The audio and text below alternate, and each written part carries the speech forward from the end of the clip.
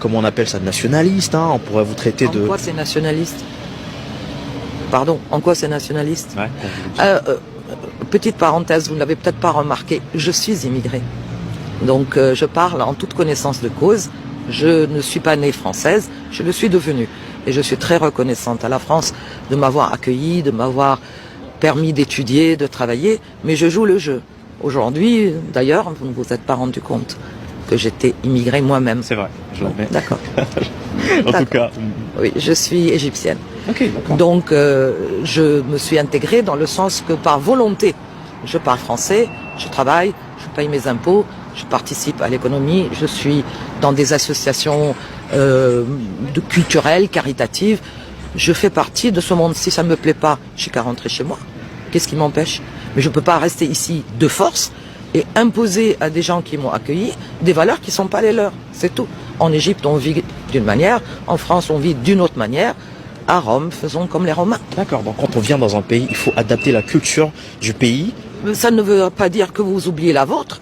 La vôtre, elle sera toujours là. Vous avez aussi votre héritage culturel et vos valeurs et vos traditions de naissance. Mais ça ne veut pas dire que je les impose aux autres. Elles restent en moi, elles font de moi ce que je suis. Aujourd'hui, je suis un produit mixte. J'ai de l'Égypte dans mon cœur et beaucoup de France dans mon cœur aussi. Et je pense que tous les immigrés pourraient faire pareil. Il n'en tient qu'à eux. D'accord. Est-ce qu'ils le font, alors pourraient ou devraient faire pareil? Certains le font, vous l'avez dit vous-même, il y a des gens qui travaillent, qui ont des postes, qui participent. Et puis il y a des gens qui ne le font pas du tout et qui ne le souhaitent pas. Et je suis bien placée, moi, pour vous le dire.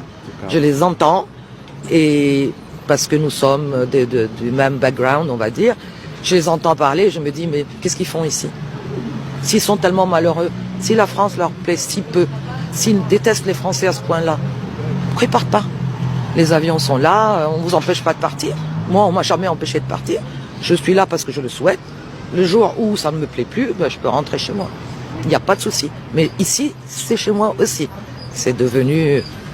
Enfin, c'est ça, l'immigration. Mais après, il y a l'immigration réussie et puis il y a l'immigration échouée. Et à nous de voir comment nous voulons en France notre immigration. C'est un choix raisonné. Je ne parle pas de sélection sur la base ni de la couleur ni de la religion.